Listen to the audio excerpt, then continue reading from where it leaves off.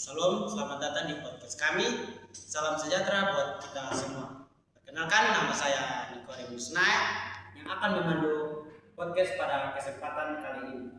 Hari ini kita akan membahas sebuah topik yang sangat penting dalam kehidupan masyarakat, yaitu pluralisme dalam kehidupan masyarakat di Indonesia. Untuk membantu memahami topik ini, saya bersama kedua orang narasumber untuk menggali lebih dalam mengenai pluralisme dalam kehidupan masyarakat di Indonesia. Apa kabar hari ini? Puji Tuhan, kabar baik. Terima kasih atas kesempatannya untuk berbagi dalam podcast ini. Baik, terima kasih sudah bersedia hadir. Sebelum kita masuk ke pembahasan utama, mungkin bisa memperkenalkan diri terlebih dahulu kepada pendengar. Kepada kakak yang di sebelah kanan saya, mungkin bisa memperkenalkan diri secara singkat. Baik, perkenalkan nama saya Mirna Kapnani. Kalau kakak yang di bagian kiri saya. Baik, perkenalkan nama saya Isri. Baik, terima kasih. Langsung saja kita masuk ke pembahasan pertama. Terima kasih. Langsung saja kita masuk ke pembahasan pertama. Di mana pembahasan pertama membahas mengenai pengertian pluralisme.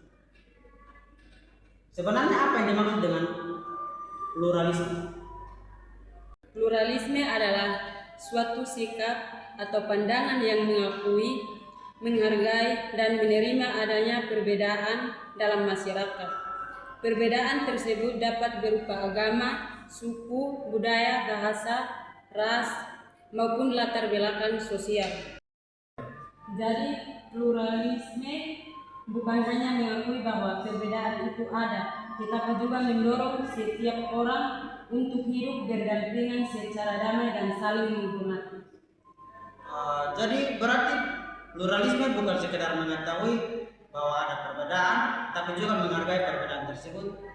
Betul sekali. Dalam pluralisme, setiap orang tetap memiliki identitas dan keyakinannya masing-masing, namun tetap menghormati hak orang lain untuk memiliki identitas dan keyakinan yang berbeda. Jadi mengapa pluralisme menjadi hal yang penting bagi masyarakat di Indonesia? Karena Indonesia merupakan negara yang sangat beragam. Kita memiliki ratusan suku, berbagai bahasa daerah, budaya yang berbeda-beda, serta berbagai agama yang diakui di negara.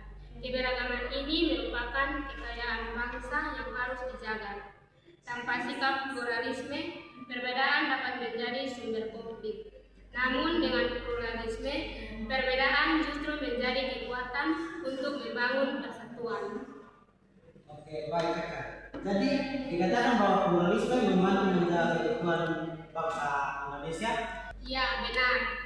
Pluralisme membantu masyarakat untuk hidup rukun meskipun memiliki latar belakang yang berbeda-beda. Oke, baik. Menurut kakak, apa saja tantangan pluralisme yang sering kita temui saat ini? Ada beberapa tantangan yang cukup besar. Yang pertama, masih adanya sikap intoleransi terhadap kelompok yang berbeda. Yang kedua, penyebaran berita bohong atau hoax yang dapat memicu konflik. Yang ketiga, penggunaan media sosial yang tidak bijak, seperti menyebarkan ujaran kebencian atau informasi yang belum tentu benar. Mengapa media sosial sering menjadi salah satu tantangan dalam kehidupan masyarakat plural? Karena informasi yang menyebar dengan sangat cepat. Jika masyarakat tidak kritis dalam menerima informasi, maka kesalahpahaman dapat terjadi dan berpotensi menimbulkan konflik. Oleh karena itu, penting bagi kita untuk menggunakan media sosial secara bijak. Berarti menurut kakak setiap orang memiliki tanggung jawab untuk menjaga kerukunan termasuk dalam dunia digital. Betul sekali. Kerukunan tidak hanya dibangun dalam kehidupan nyata, tetapi juga di dunia digital. Menurut kakak, bagaimana peran generasi muda dalam menjaga pluralisme?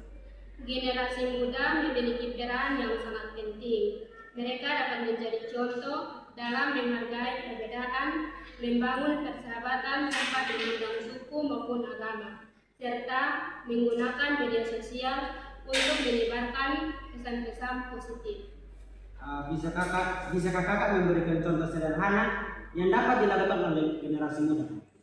Contohnya adalah menghormati teman yang berbeda agama, tidak mengejek budaya yang lain, bekerja sama dalam kegiatan sosial, dan menjaga tutur kata yang baik secara langsung maupun di media sosial.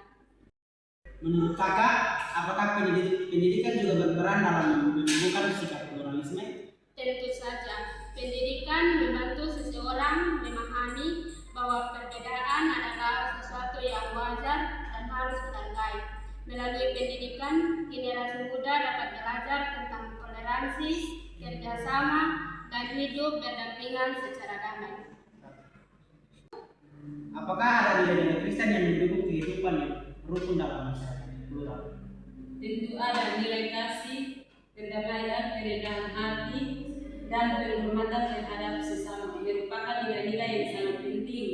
Sebagai orang Kristen, kita dipanggil untuk menjadi pembawa damai dan teladan dalam kehidupan bermasyarakat.